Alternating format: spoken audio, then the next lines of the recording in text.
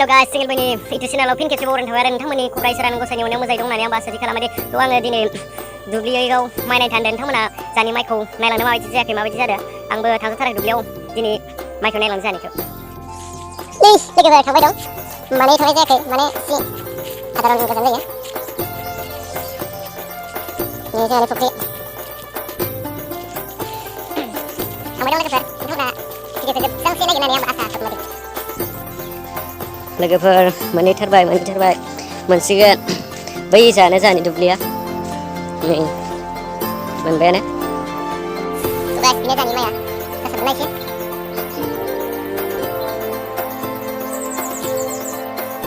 थ' गाइस बेनो जानि दुब्लिया हाबथ'ला आङो थारमाने बेयाव माने बिराद हाब्रु जानो नंनाय हानाया बेनिफ्रायनो नोंथांमोना नायलांदो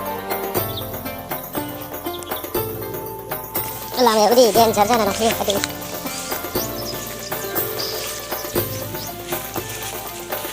ओरै रिजि वाव निजोरा दै बोहैदों बरिया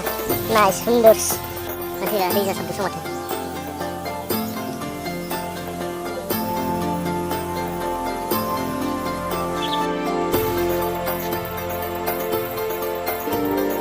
सिंगल बयनि भिडिअखौ जुदि नायनानै मोजां मोनोबा अननानै लाइक कमेन्ट शेयार खालामदाबाव आरो जाहाथे बिदिनो मोजां